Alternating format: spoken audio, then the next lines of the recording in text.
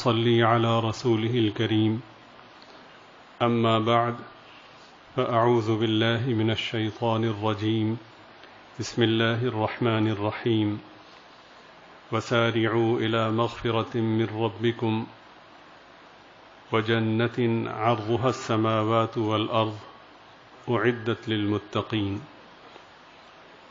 الذين ينفقون في السراء والضراء والكاظمين الغيظ والعافين عن الناس والله يحب المحسنين صدق الله العظيم وصدق رسوله النبي الكريم. درود شریف پڑھ لیجیے. رب العزت کا بہت بڑا کرم اور عظیم احسان ہے کہ اپنے پاک نام کی مجلس میں ہم گناہگاروں کو حاضر ہونے کی توفیق عطا فرمائی. اللہ تعالیٰ اپنے کرم سے ہماری اس حاضری کو قبول فرمائیں، ہمارے گناہوں کو معاف فرمائیں، دارین میں پردہ پوشی کا معاملہ فرمائیں. حدیث پاک کا حاصل ہے کہ اللہ تعالیٰ اپنے بندوں پر ہر وقت نعمتوں کی بارش فرماتے ہیں، اور ان نعمتوں میں اس سے بڑی نعمت کوئی نہیں ہوتی کہ کسی کو اپنے ذکر کی توفیق عطا فرمائے. تو جتنا بھی اللہ تعالیٰ کا شکر ادا کیا جائے اتنا ہی کم ہے، اور صرف اللہ تعالیٰ کے ذکر کے اہتمام کو، اس کے ذکر کے تسلسل کو مجلس ذکر تک محدود نہ کیا جائے، بلکہ ہر وقت کوشش کی جائے کہ زبان اللہ تعالیٰ کی یاد میں تر رہے. اور یوں سمجھیں، یقین کی حد تک اس کو ہم دل میں بٹھائیں کہ یہ زبان اللہ تعالیٰ نے دی ہی اس لیے ہے کہ یہ اس کا ذکر کرے. چنانچہ ایک موقع پر سرکار اقدس صلی اللہ علیہ وسلم نے فرمایا، لا یزال لسانک رطبا بذکر اللہ، تیری زبان ہر وقت اللہ کی یاد میں تر رہے. اللہ تعالیٰ آپ کی برکت سے مجھے بھی عمل کی توفیق عطا فرمائے. آج کی نشست میں ایک بچے کی آمین بھی ہے اور ایک بچے کی بسم اللہ بھی ہے، اور ہمارے محترم و مکرم ذی وقار حضرت مولانا عبد المنان صاحب دامت برکاتہم کے صاحبزادی اور ایک اور ہماری بیٹی کا نکاح بھی ہے. اللہ تعالیٰ ان تمام مرحلوں کو شرف قبولیت بخشے.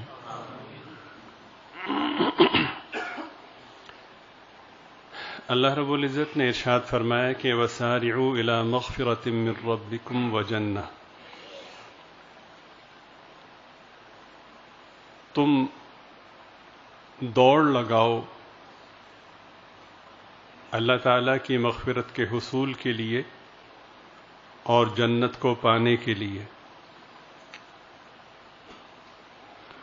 وہ جنت کے عرضها السماوات والارض کہ اس کی چوڑائی آسمانوں اور زمین کے برابر ہے. اعدت للمتقین، وہ جنت متقی لوگوں کے لیے تیار کی گئی ہے.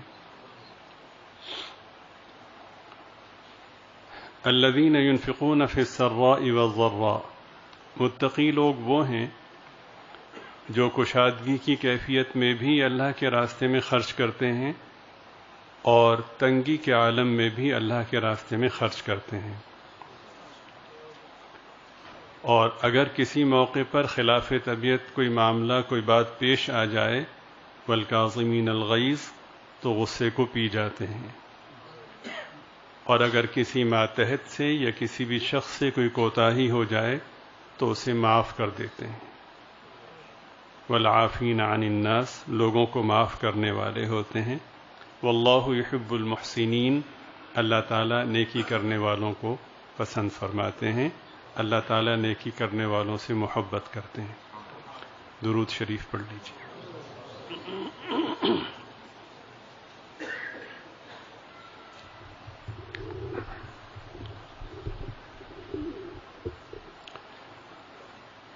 اس آیت مبارکہ میں جو پہلا جملہ ہے، پہلا لفظ ہے وسارعوا،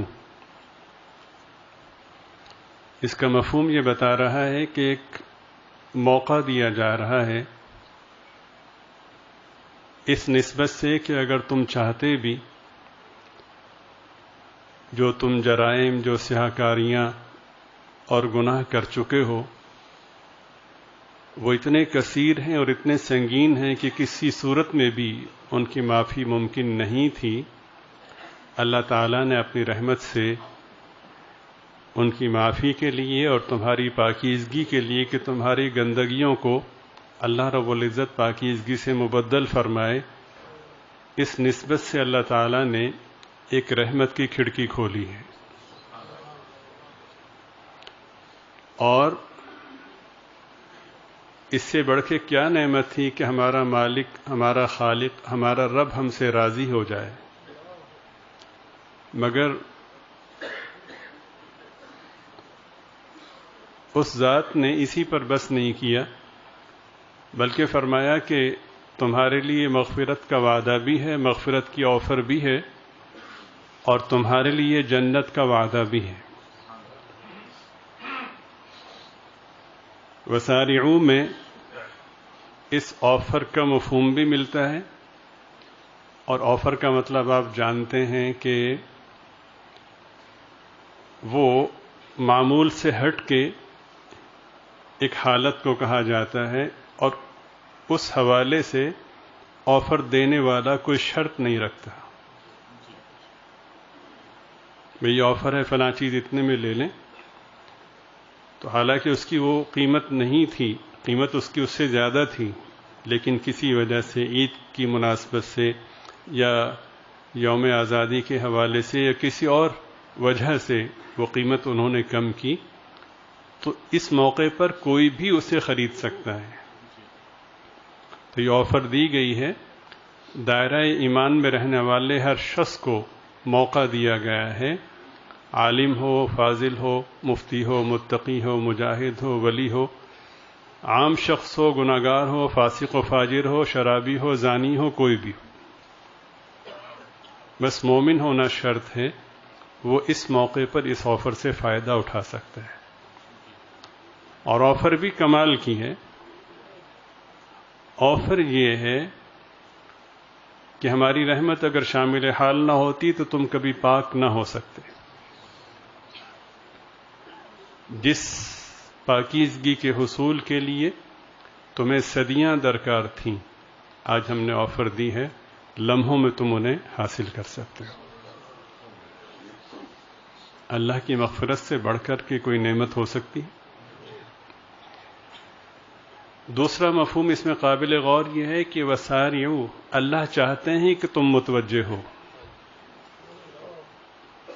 لفظ سارعوا میں ایک ایسا مفہوم ہے کہ ایک ایسی آفر کے لوگ سرپٹ بھاگیں، دیوانہ وار دوڑیں کہ کہیں ایسا نہ ہو کہ یہ موقع ہاتھ سے نکل جائے، اور واقعی یہ ایسا موقع ہے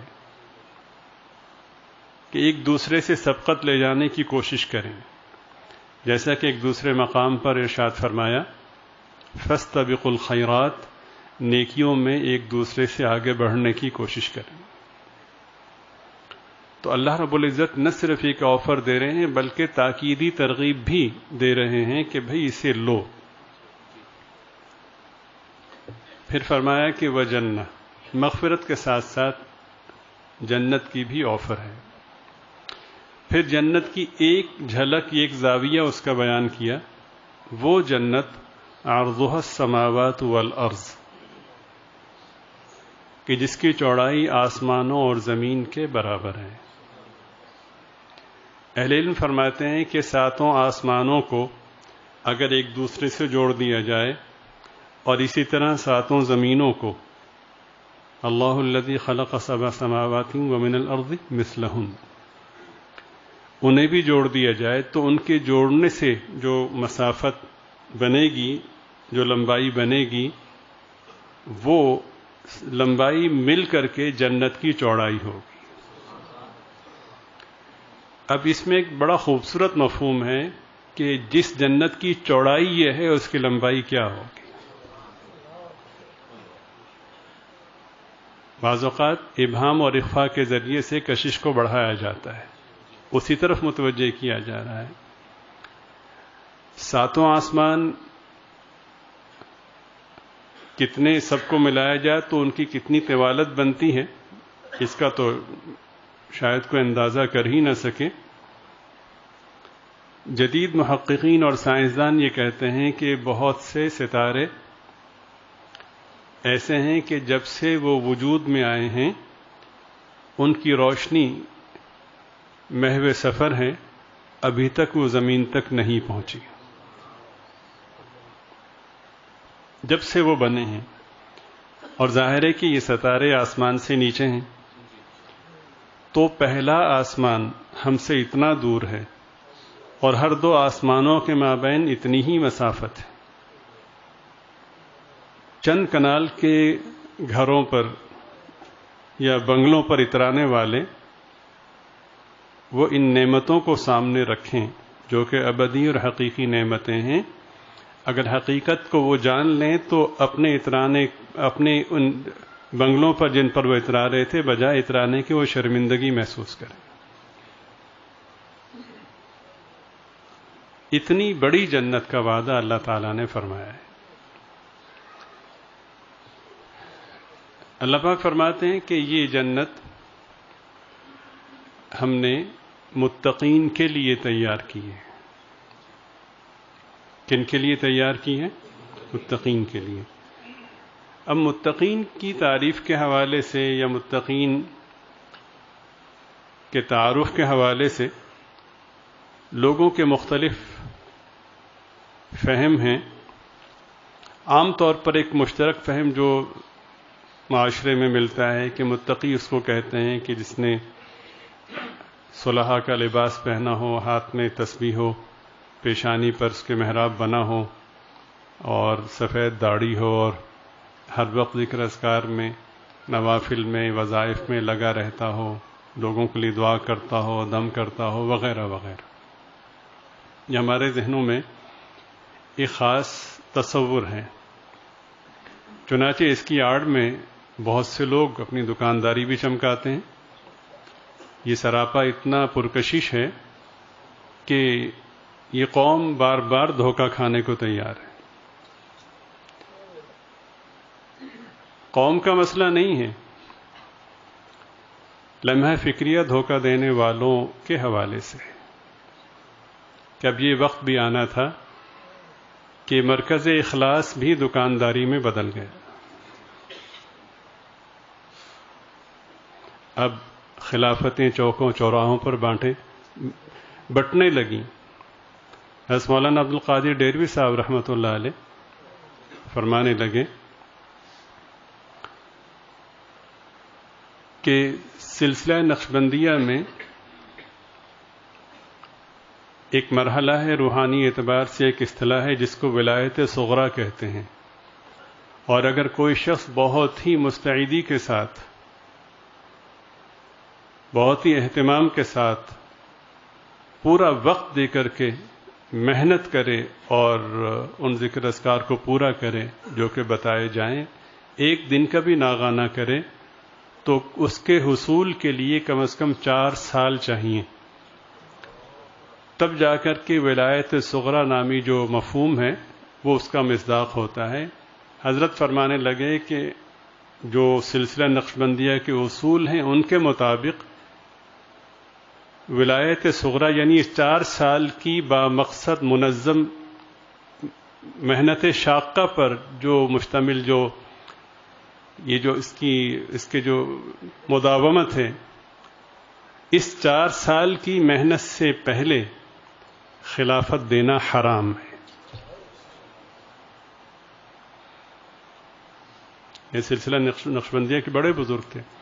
میرے ایک دفعہ ایک پروگرام میں جانا ہوا تو وہاں پہ کچھ لوگوں سے ملاقات ہوئی، تو ایک بدگمانی اسی کیفیت میں پیدا ہوئی کہ بہت سے لوگ ایسے ملے کہ بظاہر مجھے یہ محسوس ہو، پھر اللہ سے معافی مانگتا ہوں، بدگمانی کی سی کیفیت تھی کہ مجھے یوں لگا کہ وہ یہ جتانے کی اور یہ واضح کرنے کی، ظاہر کرنے کی کوشش کر رہے ہیں کہ ہمارا دل جاری ہے، دل کے حصے جب ہم مل رہے ہیں، معانقہ کر رہے ہیں، تو وہ دل کے حصے کو ساتھ اصرار کے ساتھ لگا رہے ہیں.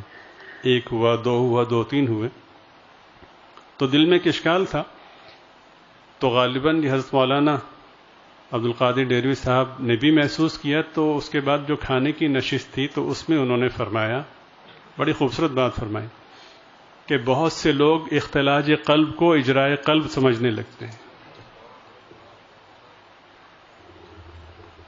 انحطاط اتنا بڑھ گیا ہے کہ آنے والا خلافت کے چکر میں آ رہا ہے، اور جو صاحب منصب ہے وہ خلافت بانٹنے کے حوالے سے لوگوں کو پکا کرنا چاہتا ہے.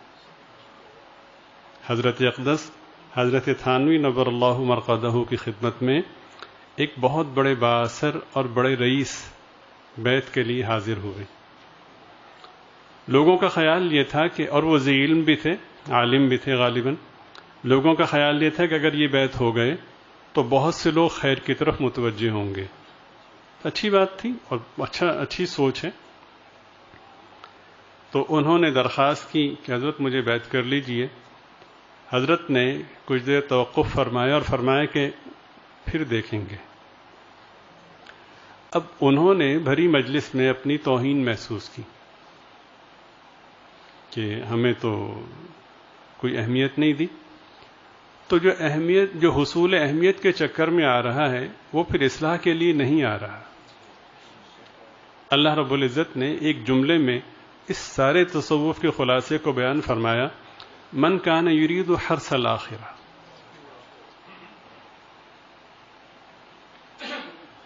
اس کے بغیر بالکل سب کچھ وہم ہے اور کچھ نہیں ہے، ولایت کا، بزرگی کا وہم ہے. سادہ لفظوں میں عرض کرنا چاہ رہا ہوں کہ پھر دھوکہ دہی اور کچھ بھی نہیں.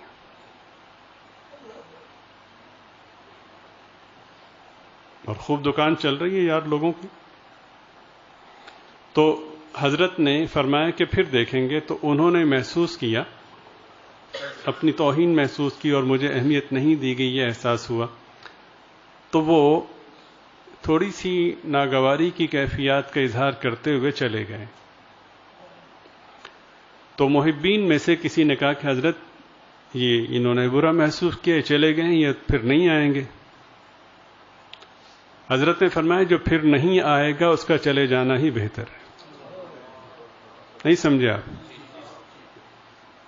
یہاں پہ صورتحال یہ ہے، بڑی بڑی خانقاہوں میں، مرکزی خانقاہوں میں، کہ باقاعدہ افراد چھوڑے جاتے ہیں کہ لوگوں کو ترغیب دیں کہ آپ حضرت سے بیعت ہو جائیں. اور اس کا بھی خیال نہیں کیا جاتا ہے کہ جس کو بیعت کے لیے کہا جا رہا ہے وہ پہلے کہیں منسلک ہے یا نہیں. یہ ہمارے اکابر اور روح تصوف کے 100% خلاف ہے. یہ کسی طور پر خانقاہی سلسلہ نہیں، یہ یوں کہیے کہ یہ روحانیت کے آڑ میں ماڈرن تجارت ہے.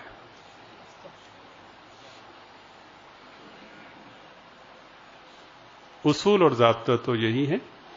باقی آپ با اختیار ہیں، اللہ تعالیٰ آپ کو سلامت رکھے، آپ کے افکار کو سلامت رکھے. بہرحال یہ حقائق ہیں. وضاقتہ نہ معیار ہے نہ شرط ہے. ہاں اگر اصول اور ضابطے ملحوظ رکھے گئے ہوں اور پھر وضاقتہ کو اختیار کیا جائے تو پھر سونے پر سہاگا ہے، ورنہ اس کے بغیر کچھ نہیں. قلت و کثرت بھی معیار نہیں ہے.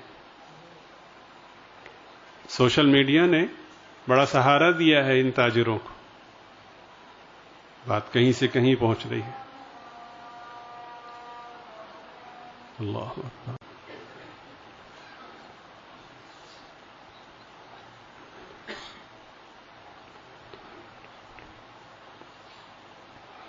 جو بو دستار اختیار کرنا آسان ہے، غالباً امام الاولیاء حضرت لاہوری نور اللہ مرقدہ فرمایا کرتے تھے کہ سب کچھ بننا آسان ہے، انسان بننا بہت مشکل ہے.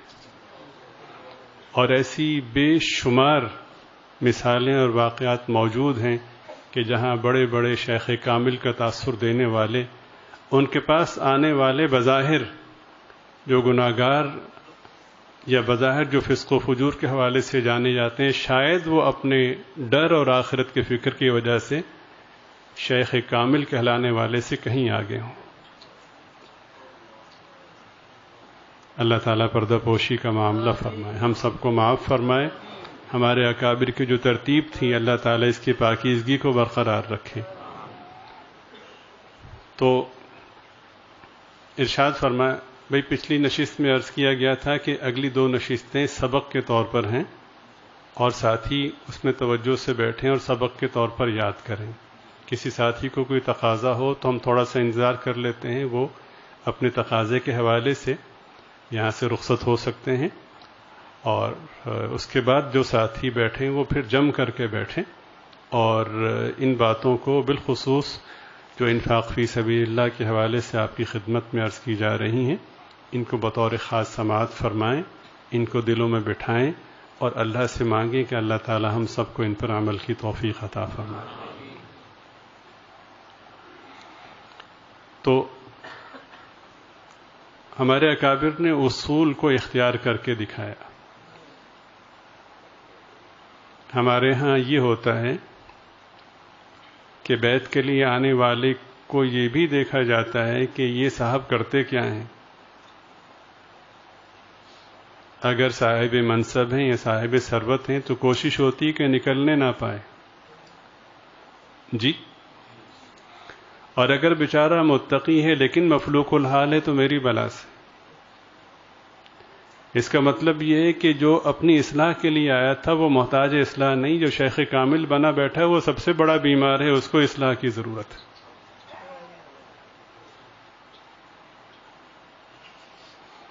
اس زمانے میں حضرت حکیم الامت رحمۃ اللہ علیہ کی خدمت میں ایک صاحب آئے، انہوں نے 1 لاکھ روپے ہدیے کے طور پر پیش کیے۔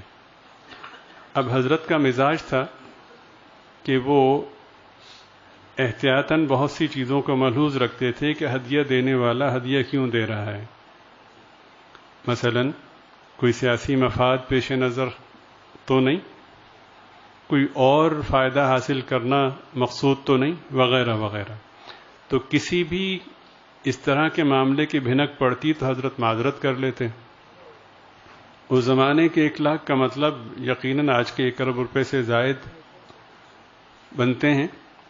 تو انہوں نے 1 لاکھ روپے پیش کیے، حضرت نے معذرت کی اور فرمایا کہ آپ کا بہت شکریہ، یہ ہمیں ضرورت نہیں ہے، آپ رکھ لیجیے۔ تو انہوں نے اپنی توہین محسوس کی، تو انہوں نے کہا کہ حضرت آپ کو ایسا مرید نہیں ملے گا جو 1 لاکھ روپے ہدیہ دے، یعنی 1 ارب روپے ہدیہ دے۔ تو حضرت نے فرمایا شہزادے سنو، تمہیں ایسا پیر بھی نہیں ملے گا جو 1 لاکھ روپے واپس کرتے۔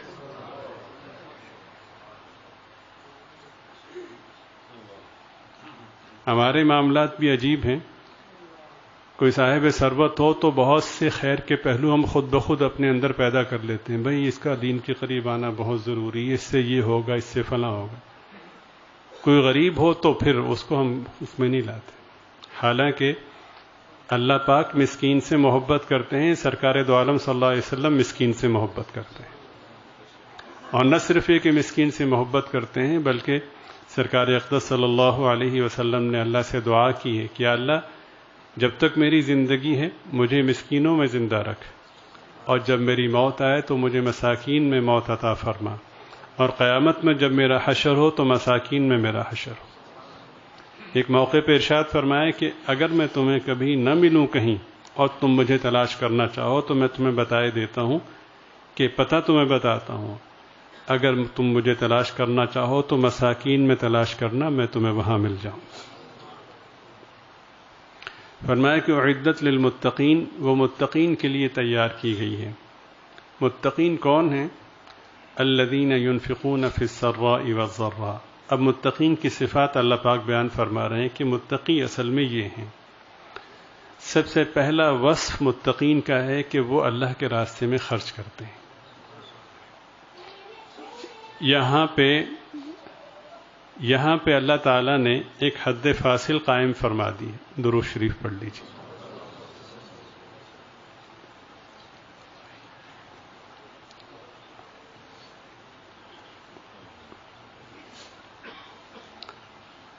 اس طرف اشارہ فرما دیا ہے کہ جو بخیل ہے وہ متقی نہیں ہو سکتا. جو بخیل ہے وہ متقی نہیں ہو سکتا. شاگردوں سے، ماتحتوں سے، مریدین سے سب کو ترغیب دے کے خرچ کروائے اور خود خرچ نہ کرے تو وہ متقی بہرحال نہیں ہو سکتا. اور جسے اللہ متقی نہ مانے پھر وہ کسی طور پر متقین کی صف میں شامل، وہ پھر نکال دے اپنے ذہن سے، جیسا کہ عرض کیا کہ اس نے متقی کا یا اس کے متبعین نے متقی کا وہم پالا ہوا ہے. سب سے پہلا وصف بیان کیا کہ وہ اللہ کے راستے میں خرچ کرتے ہیں. ہمارے جو اکابر ہیں سنہری تاریخ ہے. بدقسمتی سے ہم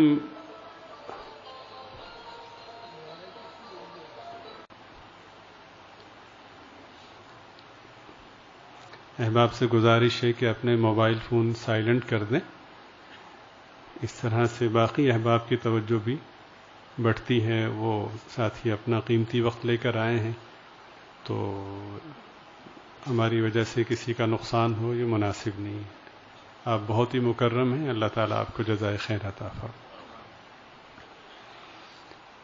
یہ بات ذہن میں رکھیے کہ جو سخی نہیں ہے نہ وہ ولی ہے نہ متقی ہے، چاہے وہ کچھ بھی کر لے.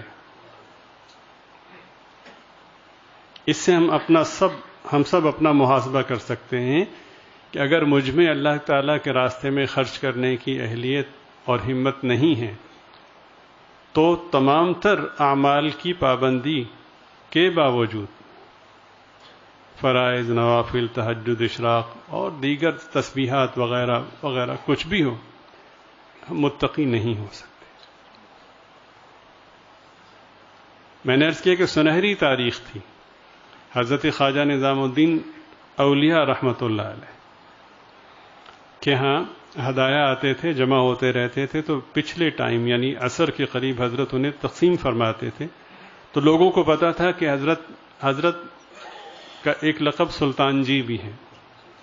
حضرت سلطان جی اس وقت غربا میں کچھ تقسیم فرمائیں گے تو غربا کی لائن لگ جاتی تھی. جو کچھ آتا تھا وہ شام کو تقسیم کر کے حضرت گھر جایا کرتے تھے.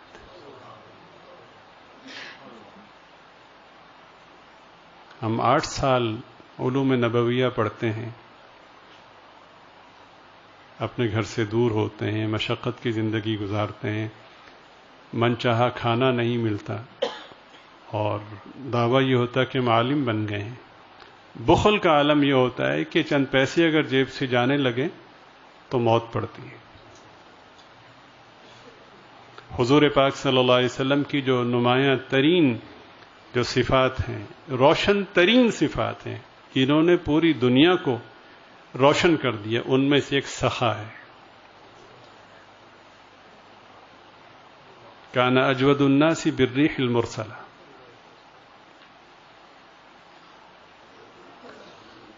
پتہ نہیں ہے کیسا ہمارا ماحول ہو گیا ہے کہ نہ اخلاص باقی رہا، نہ للہیت باقی رہی.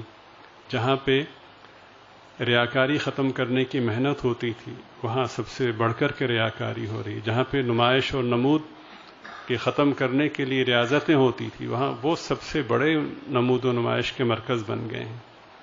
جہاں سے اللہ تعالیٰ کے راستے میں خرچ کرنے کی ترغیب دی جاتی تھی اور عملی طور پر خرچ کر کے دکھایا جاتا تھا، وہ پیسہ جمع کرنے کے مراکز بن گئے. اللہ تعالیٰ ہم سب کو معاف فرما دے.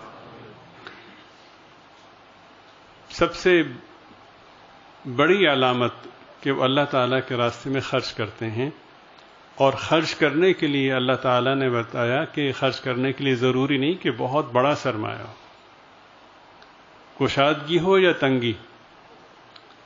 اللہ پاک یہ چاہتے ہیں کہ خرچ کرنے والے آپ بنیں. ایک حدیث شریف میں 2 اور 2 4 والا کلیہ بیان فرمایا. خرچ کرو گے تم پہ خرچ کیا جائے گا، روکو گے تم سے روک لیا جائے گا. 2 اور 2 4 والا. تم خرچ کرو گے اپنی حیثیت کے مطابق، تم پہ خرچ کرے گا اپنی شان کے مطابق.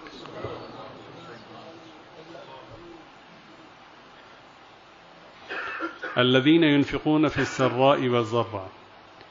تو پہلا نقطہ سمجھ لیجئے کہ جو شخص خرچ نہیں کرتا اور خرچ کرنے کی ہمت نہیں رکھتا، کم از کم یہ طے ہے کہ وہ متقی نہیں ہے. والکاظمین الغیظ، اور دوسری علامت اور شرط بیان فرمائی کہ جب غصہ آئے تو غصے کو پی جاتے ہیں. ہمارے ہاں منطقی بالکل الٹ ہے. حضرت بڑے جلالی ہیں، اور بھائی لوگ اپنے غصے کے علاج کروانے کے لیے آپ کے پاس آئے ہیں تو آپ تو خود اس کے مریض ہیں.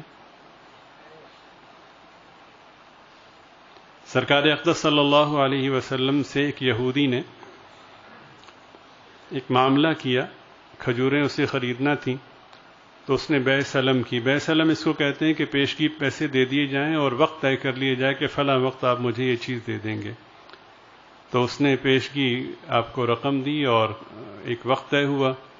اصولی طور پر اس کو اس وقت پہ آنا چاہیے، تو اس وقت سے پہلے آنا اس کا بنتا ہی نہیں تھا، تو وقت سے پہلے آیا اور اس نے کہا جی کہ لائیے میری کھجوریں مجھے دیں. تو سرکار دو عالم صلی اللہ علیہ وسلم نے فرمایا کہ بھئی جو طے شدہ ہمارا جو وقت ہے، جو معاہدہ ہے، وہ تو فلاں تاریخ کا ہے. تو اس نے کہا نہیں مجھے ابھی چاہیے. بدتمیزی کی، اور اتنا ہی نہیں بلکہ آپ صلی اللہ علیہ وسلم کا دامن مبارک پکڑ کر کے کھینچا.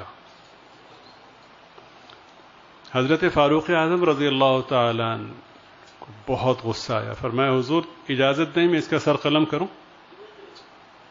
فرمایا نہیں عمر، تمہاری ذمہ داری اس سے ہٹ کے ہے. تمہیں چاہیے تھا کہ تم اسے حسن تقاضا کی تلقین کرتے اور مجھے حسن ادائیگی کا کہتے. آپ صلی اللہ علیہ وسلم نے باوجود ہے کہ وہ قبل از وقت آیا، آپ نے فرمایا کہ بھائی اتنی کھجوریں انہیں دینی ہیں، لائیے اتنی کھجوریں دیں، اور انہیں تکلیف ہوئی ہے، پریشانی ہوئی ہے، کچھ کھجوریں اور بھی انہیں دے دیجیے. تو بس جب آپ نے فرمایا تو وہ پاؤں میں گر گیا کہ حضور کیسا سودا اور کیسی تجارت. یہ سب میں نے اپنی کتابوں میں پڑھ رکھا تھا کہ جو آخری نبی ہوں گے ان کے نمایاں اوصاف میں سے ایک وصف یہ ہوگا کہ جتنا ان کے خلاف یا جتنا ان کے سامنے پریشان کن معاملہ ہوگا، ان کا ضبط اتنا ہی بڑھتا چلا جائے گا. بس باقی ساری علامتیں میں نے دیکھ لی تھی، صرف یہ باقی رہ گئی تھی، میں آپ کے ہاتھ پر بیعت ہونا چاہتا ہوں اور اسلام لانا چاہتا ہوں. والکاظمین الغیظ والعافین عن الناس. اور اگر لوگوں سے کوئی غلطی ہو جائے تو معاف کر دینے والے ہوتے ہیں. ہمارے ہاں پھر دلائل تو ہمارے پاس بہت ہیں نا، ہم پوری طرح فیصلہ کر کے پھر اگلا قدم اٹھاتے ہیں کہ ہم حق پہ ہیں. اس پر بھی سرکار دو عالم صلی اللہ علیہ وسلم نے فرمایا کہ حق پہ ہوتے ہوئے کوئی شخص جھگڑے کے ڈر سے اپنا حق چھوڑ دے تو قیامت کے دن میں اس کے لیے جنت کے اطراف میں گھر کی ضمانت دیتا ہوں.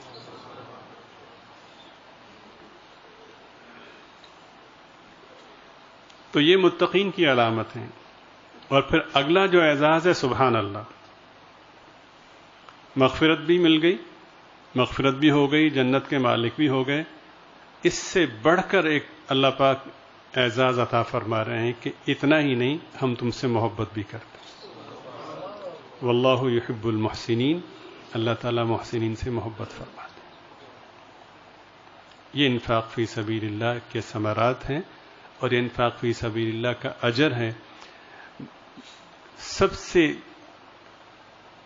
مؤثر ترین حصول مغفرت اور حصول جنت کا طریقہ، سب سے آسان ترین اور تیز ترین طریقہ انفاق فی سبیل اللہ. ایک حدیث پاک میں ہے، حدیث قدسی ہے کہ اللہ رب العزت نے جب زمین کو پیدا فرمایا تو زمین متحرک تھی.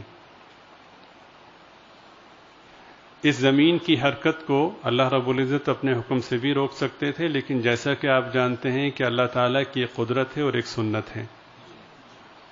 قیامت تک کا نظام اللہ تعالیٰ نے اپنے سنت کے دائرے میں رکھا ہے، تو اسی سنت کو اور تدبیر سکھانے اور بتانے کو اللہ پاک نے اختیار فرمایا، اور اس زمین کی حرکت کو روکنے کے لیے اللہ تعالیٰ نے بڑے بڑے پہاڑ پیدا کر دی، ایک تدبیر سمجھائی. تو فرشتے اس سارے منظر کو دیکھ رہے تھے تو بڑے حیران ہوئے اور بڑے ادب سے پوچھا کہ یا اللہ ان پہاڑوں سے بھی بڑھ کے کوئی قوت والی چیز ہے؟ تو اللہ رب العزت نے فرمایا ہاں، لوہا ان پہاڑوں سے بھی بڑھ کر ہے. اگر لوہے کو ڈھنگ سے استعمال کریں تو وہ پہاڑوں کو سرما بناتے، ریزہ ریزہ کرتے.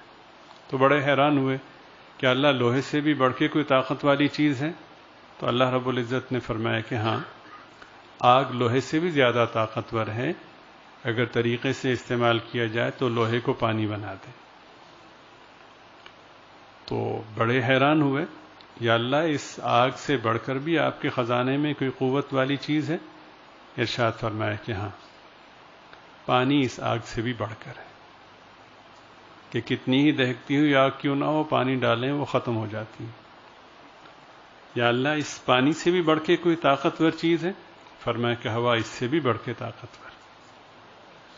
لاکھوں ٹن پانی ہوتا ہے، ہم ہوا کو حکم دیتے ہیں، کبھی بادل کو دائیں لے کر جاتے ہیں، کبھی بائیں لے کر جاتے ہیں. یا اللہ اس سے بڑھ کر بھی کوئی چیز ہے، اس سے بڑھ کے بھی قوت والی کوئی چیز ہے؟ اب قوتوں کو شمار کیجئے، پہاڑ کی قوت، لوہے کی قوت، آگ کی قوت، پانی کی قوت اور ہوا کی قوت. اللہ پاک نے فرمایا کہ ان تمام قوت والی چیزوں سے بڑھ کر طاقتور چیز وہ ہے کہ کوئی شخص اپنے دائیں ہاتھ سے اس طرح صدقہ دے کہ بائیں ہاتھ کو پتہ نہ چلے. ان سب سے بڑھ کر قوت والی چیز. یہاں پہ ارشاد فرمایا کہ ينفقون فی السراء والضراء، کشادگی میں بھی خرچ کرتے ہیں اور تنگی کی کیفیت اگر ہو تو اس میں بھی خرچ کرتے ہیں. شام کے شہر حمص میں حضرت فاروق اعظم رضی اللہ تعالی عنہ نے ایک تابعی حضرت سعید ابن عامر رحمہ اللہ تعالی کو گورنر مقرر کیا. کچھ عرصہ گزرنے کے بعد ان کی کچھ شکایات موصول ہوئیں، تو حضرت کو بڑی فکر مندی لاحق ہوئی اس حوالے سے کہ اللہ رب العزت نے جو مجھے اپنے کرم سے حکمت، تدبر اور فراست عطا فرمائی ہے، تو میں اس نسبت سے اللہ کی طرف متوجہ ہو کر لوگوں کی تقرری کرتا ہوں. تو اب تک ایسا ہوا نہیں کہ جس کو میں نے کسی منصب کے لیے مقرر کیا ہو تو وہ امید کے برعکس ہوا ہو. تو حضرت کے ذہن میں بات آئی کہ کہیں ایسا تو نہیں کہ وہ صلاحیت کم ہو گئی ہو. تو اللہ سے دعا مانگی کہ یا اللہ اس صلاحیت کو باقی رکھیے، ورنہ تو نااہل لوگ گھسائیں گے. حضرت نے ان شکایت کنندگان سے فرمایا کہ ٹھیک ہے، ہم تمہاری شکایات کا ازالہ کرتے ہیں. تو ایک وقت طے پایا. ان لوگوں کا تقاضا تھا کہ یہ شکایات ہیں، لہٰذا انہیں معزول کر کے کوئی نیا گورنر مقرر کیا جائے. حضرت نے ایک وقت طے فرمایا اور اس میں گورنر صاحب کو بھی بلایا اور ان لوگوں کو بھی بلایا. فرمایا کہ ہاں بھائی بتاؤ تمہاری کیا شکایات ہے. انہوں نے کہا جی کہ ایک شکایت تو یہ ہے کہ یہ صبح جب عدالت میں آتے ہیں یا دفتر میں آتے ہیں جو ان کا تھا جہاں پہ لوگوں کی وہ مسائل سنتے تھے، صبح تاخیر سے آتے ہیں. اور دوسرا اشکال یہ ہے کہ اگر رات کو کوئی ان کے پاس جائے تو یہ رات کو شکایات نہیں سنتے. اور تیسرا اعتراض یہ تھا کہ مہینے میں ایک دن چھٹی کرتے ہیں، حالانکہ اس دن بھی ہمارے مسائل ہو سکتے ہیں. حضرت نے انہیں فرمایا کہ ان کا جواب دیجیے. اب حضرت کے دل میں وہ بات تھی کہ میں نے ان میں جو صفات دیکھی تھی تو مجھے اللہ کی ذات پر بھروسہ تھا اور ہے کہ یہ نااہل نہیں ہے، لیکن یہ اشکالات ہیں. تو بہرحال حضرت خاموش تھے، منتظر تھے کہ کیا جواب آتا ہے ان کی طرف سے. تو حضرت سعید ابن عامر رحمۃ اللہ علیہ فرماتے ہیں پہلے اشکال کا جواب دیا کہ میں تاخیر سے کیوں آتا ہوں. فرمانے لگے کہ گھر میں کام کاج کے حوالے سے نہ کوئی خادم ہے نہ خادمہ ہے، گھر کے سارے کام کاج میری اہلیہ کرتی ہیں، میں ان کے ساتھ معاونت کرتا ہوں، آٹا بھی گوندتا ہوں، روٹیاں بھی پکاتا ہوں، اس میں تاخیر ہو جاتی، اس بنا پہ میں دفتر دیر سے پہنچتا ہوں. یہ گورنر صاحب ہیں. ہم بھی اپنی اداؤں پہ غور کریں. گھر میں ہاتھ بٹانے میں ہم عار محسوس کرتے ہیں، شرم محسوس کرتے ہیں، توہین محسوس کرتے ہیں. فرمایا کہ دوسرے اعتراض کا جواب کیا ہے کہ آپ رات کو لوگوں کی شکایت نہیں سنتے. فرمانے لگے کہ میں اس کو راز رکھنا چاہتا تھا، لیکن آپ بڑے ہیں، آپ کا حکم ہے تو میں جواب دیتا ہوں. میں نے عہد کیا ہوا ہے کہ دن اور رات کو میں تقسیم کر چکا ہوں، کہ دن مخلوق کے لیے، رات خالق کے لیے.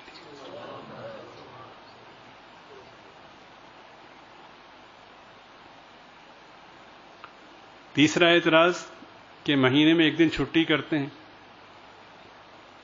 فرمایا کہ اس کا سبب یہ ہے کہ میرے پاس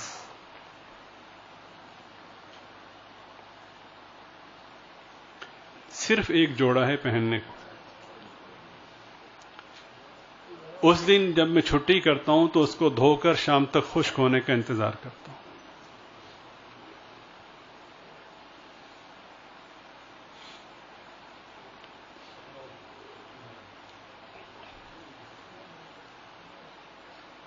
یہ اہل منصب ہے. اللہ تعالیٰ نے پھر اس کے اثرات اور ثمرات دکھائے، اور ایک آج کے حکمران ہیں. اللہ تعالیٰ ہم سب کو معاف فرمائے. حضرت فاروق اعظم رضی اللہ تعالیٰ عنہ نے اللہ کا شکر ادا کیا کہ ان پر جو اعتماد کیا تھا الحمدللہ وہ اس کی روشنی میں یہ اہل ثابت ہوئے. حضرت نے 10,000 اشرفیاں ان کے ہاں بھیجی ان کے حالات کا جب پتہ چلا. دیکھیے اللہ سے تعلق ایسا تھا اور دینی غیرت ایسی تھی کہ ان تمام کے باوجود اپنے جو اندرونی معاملات تھے، جو غربت کے اور فقر و فاقہ کے، ان کا اظہار نہیں کیا. تو حضرت کو بڑا رحم آیا. حضرت نے 10,000 دینار بھیجے. کابل کے گورنر تھے ملا حسن رحمانی صاحب رحمہ اللہ تعالی. کچھ لوگ بقرعید کے موقع پر ان کے گھر گئے کہ گورنر صاحب کے ہاں جائیں گے تو کچھ اچھا کھانے کو ملے گا، گوشت کی مختلف ڈشیں ہوں گی وغیرہ وغیرہ. تو جب وہاں گئے تو انہوں نے کھانا پیش کیا تو ابلے ہوئے آلو تھے اور ساتھ میں روٹیاں تھیں. خیر انہوں نے کھائے. کھانے کے بعد انہوں نے بڑے ادب سے کہا کہ حضرت ہم تو اس لالچ میں آئے تھے کہ گورنر صاحب کی دعوت جو ہے وہ بڑی پرتکلف ہوگی. حضرت نے بڑی شفقت فرمائی اور بڑے یوں سمجھیں کہ معذرت خواہانہ انداز میں کہا کہ میں معذرت چاہتا ہوں کہ میں آپ کی خدمت نہیں کر سکا، لیکن صورتحال یہ ہے کہ خود قربانی اس لیے نہیں کر سکا کہ صاحب نصاب نہیں تھا.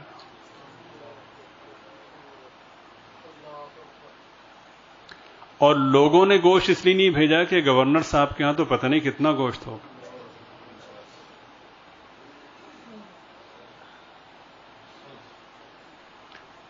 تو وہ روم پر چھائے، روم پر غالب آئے، فارس پہ غالب آئے. ایسا ہوا انہی اصولوں کو انہوں نے اختیار کیا تو امریکہ پہ غالب آئے. کوئی نہ مانے تو اس بے شرم کا کیا تذکرہ کر. نہیں سمجھے؟ ضابطے وہی، اللہ کے ضابطے اٹل ہیں. وعد اللہ حقا. تو ایک 10,000 اشرفیاں بھیجی تو اہلیہ بہت خوش ہوئی. کہنے لگے الحمدللہ اللہ تعالیٰ نے مدد فرمائی ہے، تو ایسا کرتے ہیں کہ اس سے کوئی بہت اچھا کام بھی ہو سکتا ہے اور جو کچھ پیسے بچ جائیں گے غلام بھی رکھ لیں گے تاکہ گھر کے کام کاج میں بھی آسانی ہو جائے گی. تو حضرت نے بڑی حکمت سے فرمایا کہ ٹھیک ہے ایسا بھی ہو سکتا ہے، لیکن ایک اس سے بڑھ کے بھی کام ہو سکتا ہے۔ تو اہلیہ نے کہا وہ کیا؟ فرمانے لگے کہ کتنے لوگ ایسے ہیں جنہیں ہمارے برابر بھی میسر نہیں۔ تو اہلیہ کے سمجھ میں بات آئی کہ ہاں بالکل ٹھیک کہتے ہیں۔ تو کہنے لگی بالکل آپ ٹھیک کریں، حکم فرمائی کیا کرنا ہے۔ تو انہوں نے ایک فہرست بنائی کہ تھیلیاں بنائیں، اتنی اشرفیاں فلاں تھیلی میں اتنے، پھر بتایا کہ یہ فلاں بیوہ کے گھر پہنچا دیں، یہ فلاں ضعیف کے گھر پہنچا دیں، یا فلاں کے گھر پہنچا دیں۔ پھر بھی کچھ رقم بچ گئی تو اہلیہ نے کہا کہ ان کا غلام لے لیں۔ فرمایا کہ ابھی نہ جانے کتنے مفلوق الحال لوگ ایسے ہیں جو ہمارے گھر پہ آ سکتے ہیں، ان کو ان کی خدمت میں خرچ کرنے کے لیے رکھ لیجیے۔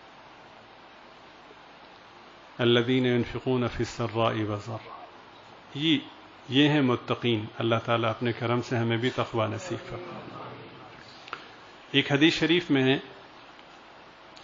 کہ اللہ رب العزت نے ارشاد فرمایا کہ فقراء سے، غرباء سے دوستی رکھا کرو، یہ بڑے دولت مند ہوتے ہیں۔ صحابہ رضی اللہ تعالیٰ عنہم بڑے حیران ہوئے کہ فقراء بھی کہیں فرما رہے ہیں اور یہ بھی فرما رہے ہیں کہ بڑے دولت مند ہوتے ہیں۔ یہاں پہ میں ایک بات واضح کر دینا ضروری سمجھتا ہوں کہ اس گفتگو اور اس موضوع کا مقصد ہرگز خانقاہ کے لیے کوئی چندہ کرنا یا خانقاہ کے لیے پیسے اکٹھا کرنا مقصود نہیں ہے۔ اللہ کا شکر ہے، نہ خانقاہ کے لیے پہلے چندہ ہوا، نہ اب ہے، نہ انشاءاللہ آئندہ ہوگا۔ اور اس میں یہ بھی سمجھ لیں کہ اگر کوئی شخص خانقاہ کی نسبت سے آپ سے چندہ مانگتا ہے تو ایک لمحے کی تاخیر کیے بغیر آپ سمجھ لیں کہ وہ جھوٹ بول رہا ہے۔ حتیٰ کہ میرے بچے بھی اگر کہیں یہ کہیں کہ ہمیں خانقاہ کے لیے رقم چاہیے تو سمجھ لیں کہ وہ غلط بیانی سے کام لے۔ اور اگر کوئی شخص زکوٰۃ کی رقم مجھے یا بچوں کو یا خانقاہ کو دے تو ایک بات ذہن میں رکھیں کہ زکوٰۃ مستحق کو دی جاتی ہے، جو خود زکوٰۃ دیتا ہو اس کو زکوٰۃ لگتی ہی نہیں۔ اگر آپ نے زکوٰۃ دی بھی تو اللہ کا لاکھ لاکھ شکر ہے، اللہ کے فضل سے میں زکوٰۃ دیتا ہوں، مجھے زکوٰۃ لگے گی ہی نہیں، آپ کی زکوٰۃ ضائع جائے گی۔ یہ خالصتاً اس نسبت سے کہ اللہ رب العزت کا حکم ہے اور ہم سے اس میں بہت کوتاہی ہوتی ہے، تو اس حکم کو ہم اپنے ذہن میں بٹھائیں، سمجھیں اور اخلاص کے ساتھ عمل کی توفیق مانگیں اور پھر اخلاص کے ساتھ اس عمل کو اختیار کریں۔ تو فرمایا کہ فقراء سے دوستی رکھا کرو، یہ بڑے دولت مند ہیں۔ تو حضرات صحابہ رضی اللہ تعالیٰ عنہم بڑے متعجب ہوئے کہ فقیر بھی ہیں اور دولت مند بھی ہیں۔ تو انہوں نے درخواست کی کہ حضور اس کا کیا مطلب ہے؟ سرکار دو عالم صلی اللہ علیہ وسلم نے فرمایا کہ ان کی دولت یا ان کی پاور تم قیامت میں دیکھیے، آپ قیامت میں دیکھیے گا کہ ان کی پاور کیا ہے۔ ان کی پاور یہ ہوگی کہ اللہ رب العزت انہیں اختیار دیں گے اور فرمائیں گے کہ تمہیں کسی شخص نے اگر ایک لقمہ بھی کھلایا، ایک گھونٹ پانی بھی پلایا ہو، یا تمہیں پہننے کو کوئی کپڑا بھی دیا ہو، چاہے وہ ایک ہی کپڑا کیوں نہ ہو، تم نظر ڈالو جہنمیوں میں، اگر ان میں سے کوئی ایک شخص بھی ہے تم اشارہ کرو، تمہارے کہنے پر ہم ان کو جنت میں داخل کرتے ہیں۔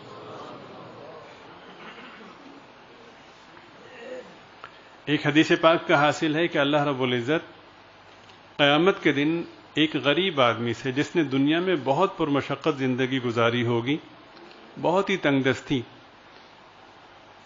میں اس کا وقت گزرا ہوگا، اللہ رب العزت اس کو بلائیں گے اور اس سے اس طرح سے گفتگو فرمائیں گے جیسے کوئی شخص کسی سے معذرت کے انداز میں گفتگو کرتا ہے، اور فرمائیں گے کہ ہم نے تمہیں دنیا میں جو مفلس رکھا وہ اس لیے نہیں کہ تم خدا نہ خواستہ ہماری نظروں میں برے تھے۔ یہ اس طرف بھی اشارہ ہے کہ دنیا میں لوگ مفلس کو گھٹیا سمجھتے ہیں، پیسے والے کو اعلیٰ سمجھتے ہیں، یہ معیار نہیں ہے۔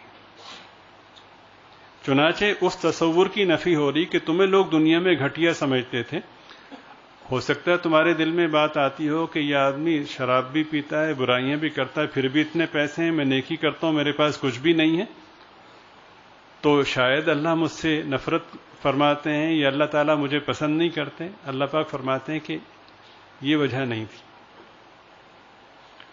ہم نے تمہیں دنیا میں جو فقر و فاقہ میں رکھا وہ اس لیے رکھا کہ ہم تمہیں ایک مقام دینا چاہتے تھے, ایک بااختیار منصب دینا چاہتے تھے. وہ بڑے تعجب سے اللہ کو دیکھ رہا ہوگا کہ یا اللہ وہ کون سا منصب ہے. تو اللہ پاک فرمائیں گے, یہاں پہ یہ نہیں فرمائیں گے کہ جس نے تمہارے ساتھ بھلا کیا ہم یہ کریں گے, بلکہ عزت اس طرح سے بخشیں گے کہ دنیا میں تمہارے ساتھ کسی بھی شخص نے کوئی بھلائی کی ہو, کھانا کھلانے کے حوالے سے, پانی پلانے کے حوالے سے, لباس کے حوالے سے, فرمائیں گے کہ تم جاؤ اور جا کر کے اس جہنمی کا ہاتھ پکڑ کر کے اس کو جہنم سے نکال کر جنت میں داخل کرو. تمہیں یہ مقام دینا تھا, اس لیے تمہیں دنیا میں ہم نے فقر و فاقہ میں رکھا. اس میں ان لوگوں کے لیے کتنی بڑی تسلی ہے جو کسی وجہ سے تنگ دستی میں وقت گزار رہے ہیں. بے شک اللہ تعالیٰ سے عافیت مانگیں اور کشادگی مانگیں, رزق حلال مانگیں, لیکن اگر کسی وجہ سے یہ کیفیت نہیں ہے تو یہ کتنا روشن پہلو ہے کہ اللہ تعالیٰ قیامت میں کتنا بڑا مقام عطا فرمائیں گے. اللہ رب العزت کا پاک ارشاد ہے کہ من ذا الذی یقرض اللہ قرضا حسنا, کون ہے جو اللہ تعالیٰ کو قرض حسنا دے. یہ اتنا عجیب اور اتنا عظیم مفہوم ہے کہ انسان دنگ رہ جاتا ہے. ایک نقطہ اس میں یہ ہے کہ قرض حسنہ سے کیا مراد ہے, یعنی اس سے مراد یہ ہے کہ میری مخلوق میں جو کمزور لوگ ہیں, جو فقر و فاقہ کے مارے ہوئے لوگ ہیں, جو ضرورت مند ہیں اور مستحق ہیں, آپ ان کو دیجئے. یہاں پہ آپ نے ان کو دیا ہے, حقیقت میں آپ نے ہمیں قرض حسنہ دیا ہے. اس میں مفہوم یہ ہے جو بہت ہی تکریم والا ہے کہ دو آدمی ہیں, ایک آدمی دوسرے کو قرضہ دیتا ہے, تو یہاں پہ ذی وقار کون سمجھا جاتا ہے؟ دینے والا. تو اللہ تعالیٰ اپنے بندے کو ہزار اس میں کوتاہیاں صرف اس بنا پر کہ وہ کمزور مخلوق کی خدمت کر رہا ہے, اللہ تعالیٰ قرآن کریم میں اس کو ذی وقار ثابت کر رہا ہے. اور دوسرا پہلو, وہ کس کو پیسے دے رہا ہے؟ ایک ضرورت مند کو.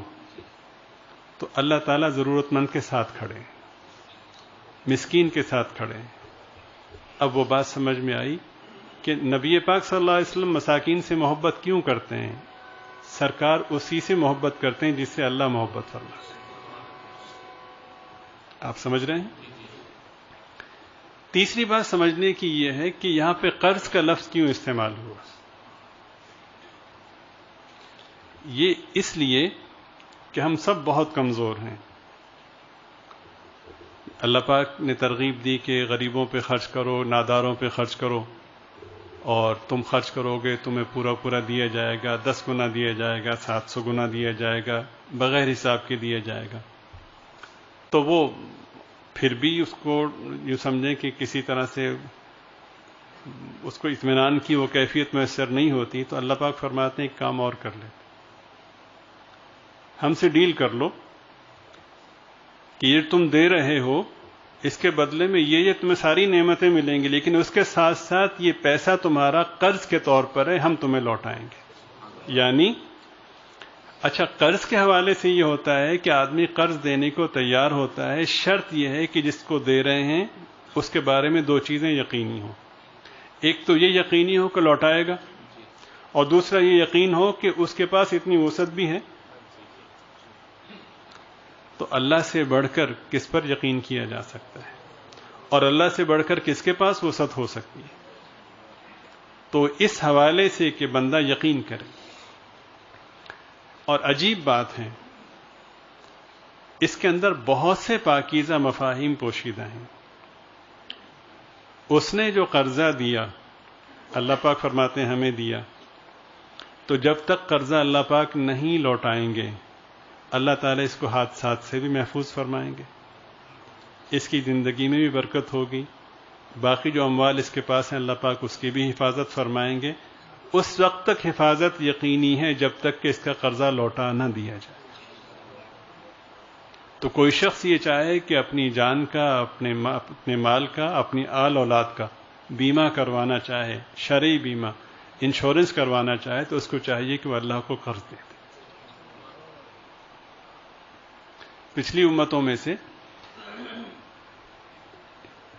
کسی امت کا واقعہ ہے کہ ان میں ایک صاحب تھے جو بہت ہی مفلوق الحال تھے۔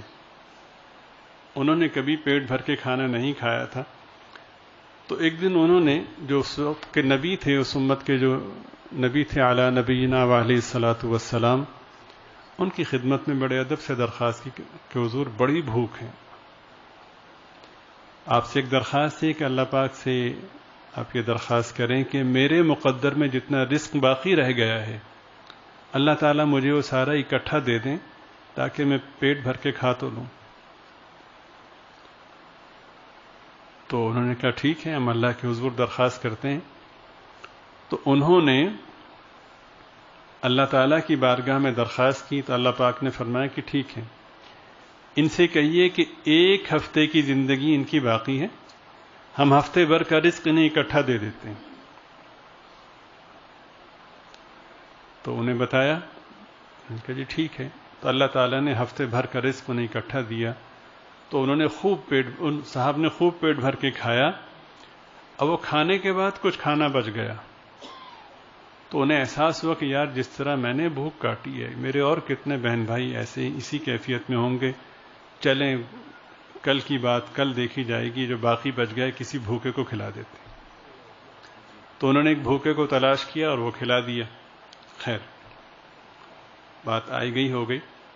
تقریباً 6 ماہ بعد یا کچھ عرصے بعد وہ جو نبی تھے اعلیٰ نبینا علیہ الصلاۃ والسلام ایک سفر میں تشریف لے جا رہے تھے، تو راستے میں دیکھا کہ ایک بڑا ہال بنا ہوا ہے اور لوگ ہیں کہ وہاں پہ دیوانہ وار جمع ہے، ایک جم گھٹا ہے۔ تو حضرت نے پوچھا یہ کیا ہے؟ تو بتایا کہ کوئی اللہ والے ہیں، یہ ان کی خانقاہ ہے، یہاں پہ صبح و شام لوگوں کو کھانا کھلایا جاتا ہے۔ تو حضرت بڑے خوش ہوئے، تجسس ہوا، اندر جا کے دیکھا تو بڑا خوبصورت منظر تھا، وہ لوگوں کی خدمت میں کھانا پیش کیا جا رہا ہے۔ تو پوچھا کہ وہ بزرگ کون ہیں، میں دیکھنا چاہتا ہوں۔ تو ایک صاحب نے کہا آئیے میں دکھاتا ہوں۔ تو تھوڑا سا آگے لے کر گیا اور کہا کہ وہ دیکھیں وہ بیٹھے ہیں۔ تو انہوں نے دیکھا تو بڑے حیران ہوئے کہ تو وہی شخص ہے کہ اتنے عرصے پہلے اللہ پاک نے فرمایا تھا کہ اس کی زندگی ایک ہفتے کی رہ گئی ہے اور ہفتے کا رزق ہے وہ ہم اکٹھا دے دیتے۔ تو ہفتہ گزرا، مہینے گزرے، کتنا وقت گزر گیا، یہ تو ابھی تک زندہ ہے۔ تو انہیں بڑی خوشگوار حیرت ہوئی۔ نبی کو کبھی اعتراض نہیں ہوتا، اور جو نبی کا سچا متبع ہوتا ہے اس کو کبھی دین پر اعتراض نہیں ہوتا۔ ایمان کی بنیاد ہی یقین کے حوالے سے، ایمان کہتے ہی یقین کو ہیں۔ اگر ایمان لانے کے بعد بھی اللہ کے دین میں نبی پاک صلی اللہ علیہ وسلم کی کسی بات میں کوئی شک ہے تو اس کا مطلب ہے کہ ایمان نہیں ہے۔ مغربی تعلیم کے حوالے سے جو بہت بڑا نقصان دہ پہلو ہے وہ یہ ہے کہ مغربی تعلیم میں، یعنی اس کے ماحول میں جانے کے بعد اور کچھ ہو نہ ہو تشکیک کی کیفیت کا اندیشہ بہت زیادہ رہتا ہے، اللہ کے بارے میں، دین کے بارے میں، قرآن کریم کے بارے میں، سرکار دو عالم صلی اللہ علیہ وسلم کے بارے میں، ایسا کیوں ہے، یوں کیوں ہے۔ یعنی اب وہ وقت آ گیا ہے کہ ہم اپنے مخاطب کو اگر ہم نے کوئی حدیث پاک سنانی ہو یا کوئی آیت مبارکہ کا مفہوم بتانا ہو تو 10 دفعہ سوچتے ہیں کہ اس کو کس پیراہے میں بتائیں، اس لیے کہ جس ماحول میں پڑھ کر کے آیا ہے اگر کسی پیراہے کا سہارا نہ لیا جائے تو یہ جھٹ سے حدیث پاک پر یا قرآن کریم کی آیت پر اعتراض کر دے گا۔ تعلیم سے نہ، بلکہ تعلیم کا انکار ایک مومن کیسے کر سکتا ہے؟ اشکال اور اعتراض اس پر ہے کہ تعلیم کی آڑ میں آپ دے کیا رہے ہیں؟ دنیا کی جتنی بھی اقوام ہیں ان کے نصاب ان کی تہذیب کو سامنے رکھ کر مرتب کیے جاتے ہیں۔ ہماری بدقسمت یہ کہ ہمارا نصاب ہماری تہذیب کو سامنے رکھ کر مرتب نہیں ہوتا۔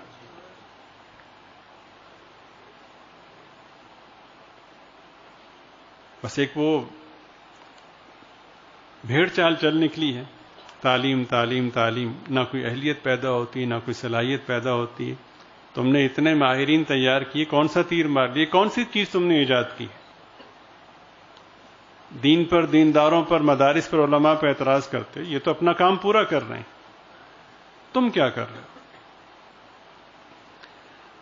تو دین پر اعتراض کرنا یا شک کا پیدا ہونا، یہ بہت بڑا لمحہ فکریہ ہے، توبہ کرنی چاہیے.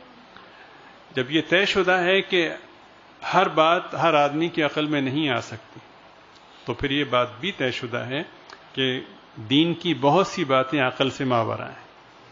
وہ صرف نبی پاک صلی اللہ علیہ وسلم کی ضمانت پر مانی جاتی ہیں کہ میرے آقا نے فرمایا. بس اللہ تعالی ہم سب کو معاف فرمائے، ہماری نسلوں کی حفاظت فرمائے. تو وہ جو نبی تھے علی نبینا وعلیہ الصلوۃ والسلام، انہوں نے اللہ کی بارگاہ میں عرض کیا کہ یا اللہ، ان کی تو ایک ہفتے کی زندگی رہ گئی تھی اور سارا رزق ان کو مل گیا تھا، تو یہ تو اتنے مہینے گزر گئے، تو میں سمجھنا چاہتا ہوں کہ یہ اس میں راز کیا ہے.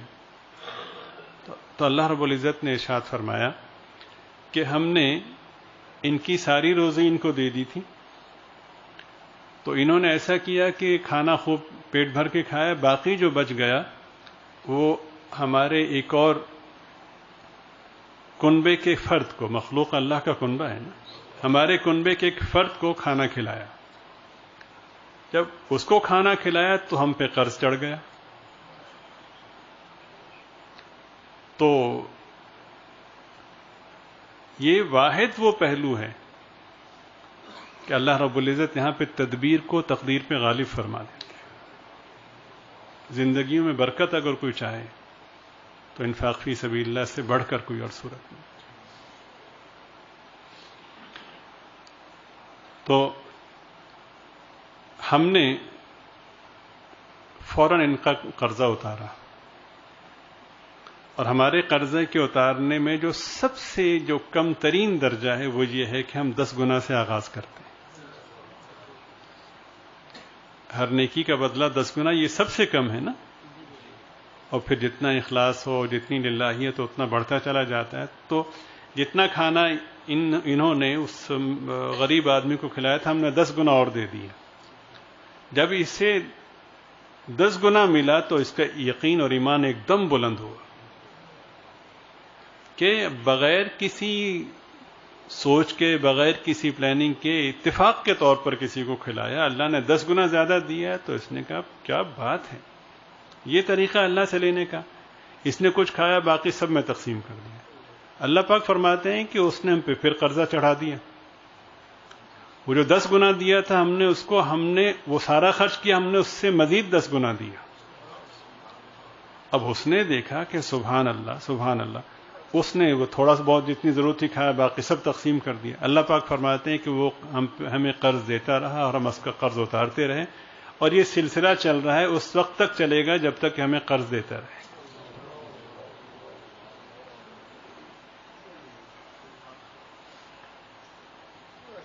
یہ ساری تمہید انفاق فی سبیل اللہ کے حوالے سے ہے، اور قرآن و حدیث میں انفاق فی سبیل اللہ کے حوالے سے جتنی بھی فضیلتیں بیان کی گئیں، یہ تو اس کا ایک چھوٹا سا نمونہ ہے، اس کے علاوہ بے شمار ہیں.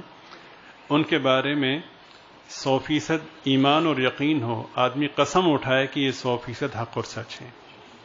دیکھیے، جیسا کہ میں نے عرض کیا کہ عقل سے ماورا ہیں، 2 کلیے بیان کیے گئے کہ تم سمجھتے ہو کہ سود سے پیسے بڑھتے ہیں، تمہارا مشاہدہ بھی یہ کہتا ہے اور تمہاری عقل بھی یہ کہتی ہے کہ کسی کو تم نے 100 روپے دیے اس شرط پہ کہ مہینے بعد وہ تمہیں 110 لوٹائے گا، تو ظاہر ہے کہ 110 ہو گئے.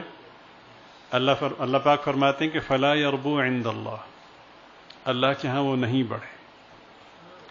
اب ایمان کا تقاضا یہ ہے کہ عقل کہتی ہے کہ بڑھ گئے، مشاہدہ کہتا ہے بڑھ گئے، لوگ کہتے ہیں کہ بڑھ گئے، معاشرہ کہتا ہے بڑھ گئے، مالیات کے ماہرین کہتے ہیں بڑھ گئے، اللہ اور اس کا رسول کہتا ہے نہیں بڑھے. تو ایمان یہ کہتا ہے کہ اپنے مشاہدے، اپنے معاشرے اور اپنی عقل، ان سب کو سامنے دیکھتے ہوئے ان سب کو رونتے ہوئے آپ یہ کہیں کہ میرا نبی جو کہہ رہا ہے کہ نہیں بڑھے تو خدا کی قسم نہیں بڑھے. یہ ایمان ہے. اور ہماری اتنی بڑی بدبختی ہے کہ ارباب اختیار تو ارباب اختیار، اکثر لوگوں کا ذہن یہ ہے کہ اگر سودی سلسلہ نہ ہو تو ہمارا ملک چل ہی نہیں سکتا. اچھے خاصے دین دوست، دیندار کہلانے والے، دینی شناخت والے، بس وہ مجلس میں ہاں ہوں تو کرتے رہتے ہیں، لیکن اندر سے یہی سوچ ہے کہ نہیں، وہ سود سے کچھ اور مراد ہوگا، یہ بینک میں جو ملتا ہے یا جو باقی جو سود کی شکلیں ہیں یہ غلط نہیں ہے. اللہ تعالیٰ کے دین کا مذاق اڑانے والی بات. اور دوسری بات ارشاد فرمائی کہ جو تم اللہ تعالیٰ کے راستے میں خرچ کرتے ہو تو اللہ پاک فرماتے ہیں کہ وہ بڑھ گیا. یعنی 100 روپے میں سے 10 روپے خرچ کیے، کتنے رہ گئے؟ 90 روپے رہ گئے. تو مشاہدہ یہ کہتا ہے کہ گھٹ گئے، عقل یہ کہتی ہے کہ گھٹ گئے، لوگ یہ کہتے ہیں کہ گھٹ گئے. چنانچہ جو لوگ اپنے پیسوں کو سیونگ اکاؤنٹ میں جمع کرواتے ہیں تو ہمارے معاشرے کے لوگ ان کو سمجھدار کہتے ہیں. ابا جی نے جمع کیتے سی اج کام آ رہے ہیں. اور جو لوگ اللہ کے راستے میں خرچ کرتے ہیں لوگ انہیں بیوقوف سمجھتے ہیں. آپ سمجھ رہے ہیں؟ تو معاشرہ کہتا ہے گھٹ گئے، مشاہدہ کہتا ہے گھٹ گئے، عقل کہتی ہے گھٹ گئے، اللہ پاک فرماتے ہیں کہ بڑھ گئے. اب اگر مومن ان سب کو سامنے رکھتے ہوئے یہ کہہ دے کہ بڑھ گئے تو اس کا مطلب ہے کہ مومن، ورنہ تو پھر زبانی جمع خرچ ہے. یہاں پہ ایک فرق ہے. وما آتیتم من ربا لیربو فی اموال الناس فلا یربو عند اللہ وما آتیتم من زکاة تریدون وجہ اللہ فاولئک هم المضعفون. فرق ہے کہ مثال سے سمجھایا، 100 روپے کو ہم نے اسٹینڈرڈ کے طور پہ لیا، 100 روپے سود کے لیے دیے تو 110 ہو گئے. 100 روپے میں سے 10 روپے صدقہ دیا تو کتنے رہ گئے؟ 90 رہ گئے. تو ظاہری جو ایک شکل بن رہی تھی وہ یہ تھی کہ اللہ پاک بڑھا دیں، یعنی جو 90 تھے اللہ اس کو 100 کر دیں. ٹھیک ہے؟ وہاں پہ 10 بڑے تھے تو یہاں پہ 10 بظاہر لوگوں کے کہنے کے مطابق گھٹے تھے تو اللہ اس کو 100 کر دیں. اللہ فرماتے ہیں نہیں، تم نے اپنی عقل کو، اپنے مشاہدے کو ہمارے حبیب پاک صلی اللہ علیہ وسلم کے ارشاد کے مقابلے میں نظر انداز کیا تو کیا خیال ہے ہم قدر کرنے والے نہیں ہیں؟ فرمایا کہ جو تم ہماری رضا کے لیے زکوٰۃ دیتے ہو، پھر ایسا نہیں کہ 90 سے 10 ہوں گے، فاولئک هم المضعفون، اللہ تعالیٰ اس کو کئی گنا بڑھا کر کے عطا فرمائے، کئی گنا بڑھا کر. یہ اللہ تعالیٰ کا نظام ہے، اللہ تعالیٰ کی سنت ہے اور اللہ کے ضابطے ہیں. اللہ پاک عطا فرماتے ہیں. بے شمار فوائد و فضائل ہیں، بے شمار اس کے انعامات ہیں. لیکن ایک بات ذہن میں رکھیں کہ جتنی بھی شکلیں ہیں، مثلا چند دن قبل ایک بات عرض کی گئی تھی کہ ایک آدمی نے کوئی ایسا گناہ کیا کہ اس گناہ کے بدلے میں تقدیر میں یہ تھا کہ اس کو عذاب ہوگا. اب عذاب اتنے وقت یا اتنے بجے اس پر مسلط ہو جائے گا، اس کو آ لے گا، کہ اس وقت سے قبل، اور وہ تقدیر بھی تقدیر مبرم تھی کہ یقیناً اس کو عذاب ہوگا. اس وقت کے آنے سے پہلے اتفاقاً کہیے کہ اس نے اللہ کے راستے میں صدقہ دیا، یعنی کسی غریب کی مدد کر دی.